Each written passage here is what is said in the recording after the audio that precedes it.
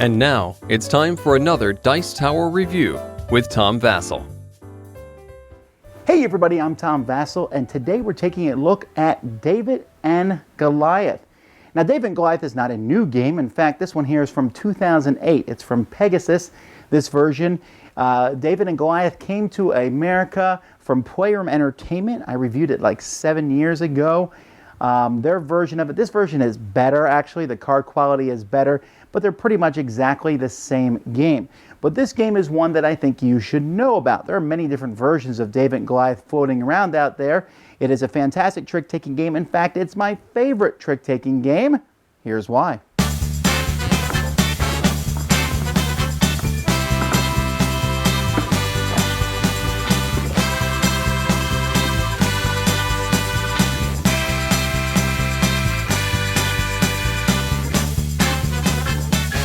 David and Goliath is made up of a deck of cards, and there are 6 different colors in the deck, and each of those colors is numbered from 1 to 18. And as you can see, the mouse here gets larger in size, and his smile starts disappearing as he gets bigger. And if you flip them all together, I don't know, let's see if I can do this right. Goliath is getting happier. Now Goliath is David. Anyhow, so you're going to take these. You're not going to use every card depending on the number of players. So if you're playing with all 6 players, you're going to use 1 to 18, and you'll use fewer cards depending on how many players are in the game. Then you're going to take the entire deck and you're going to deal it out to each person individually. One person is chosen to go first. That person is going to play a card. Now here they play the 6 blue. Each other player must also play blue unless they don't have it. So maybe the next player plays this one. The next player says they don't have any blue, so they can play anything they want. So they play this 12 of green. The next player has blue, they play it. The next person doesn't have any blue, so they play this purple 13. So here now we're going to see who is David and who is Goliath. Well, the largest number is Goliath. The smallest number is David. Color does not matter in this case. So the smallest number is easy. That's the 1.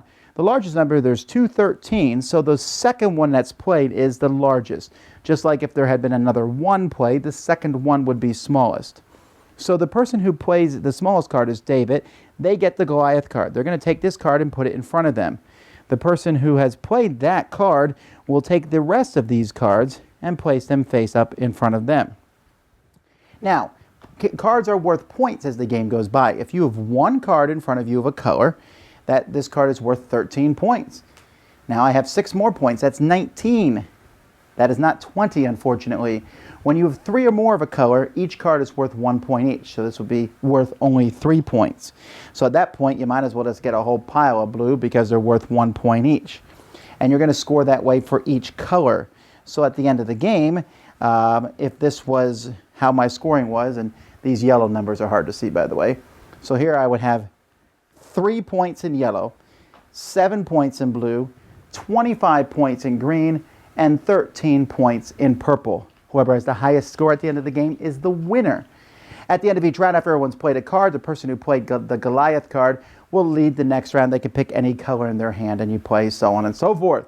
You can play multiple rounds if you want to, and multiple matches to add up your scores together, like many other trick-taking games if you so desire.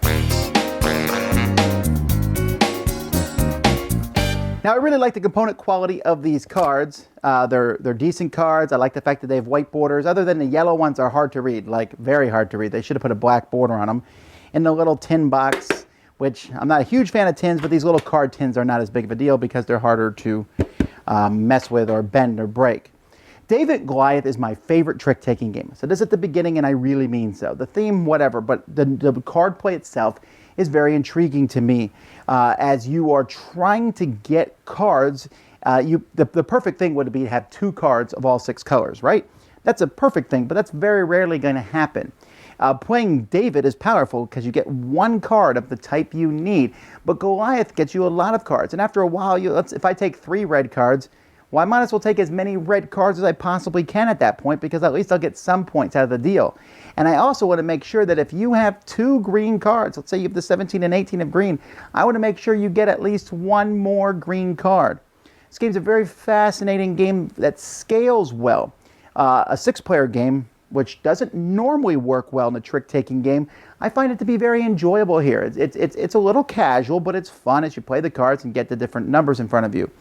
But a 3-player game also works really well. It's very cutthroat, especially the person who goes middle each time, because they're sitting there and they're like, okay, so you just played a 5, so I'm going to play a 7. That could make me Goliath, but hopefully the next person's going to go higher than me. And with 3 players, that third person always has that power. They're like, I could be David, Goliath, or in the middle.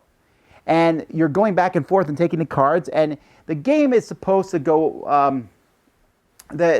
you have all these different rounds that you're playing. You're supposed to play the same number of rounds as per players according to official rules, but that's kind of crazy because a 6-player game is going to take an immense amount of time.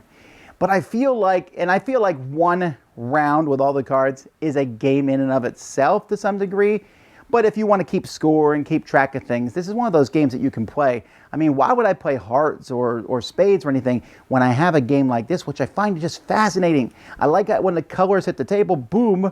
It doesn't matter for determining who's David and Goliath, but then once you score them, well, those colors do matter.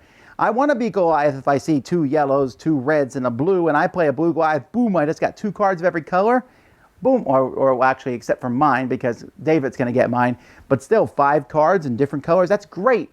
But when you look at those and you're like, ooh, I'm going to take these cards, or sometimes that horrible time where you play Goliath and then you get 1 card in 3 colors, but you already had 2 of each of those, and now you dropped an immense amount of points. This game is smooth, it's simple, it's easy to teach, it can be played casually, it can be played pretty competitively, although again, you're going to be at the mercy of the cards you have in your hand, and having 1s and having 18s in a 6-player game are powerful, but not insurmountable. If you've never played this, I highly encourage you to check it out. One of my favorite games, period.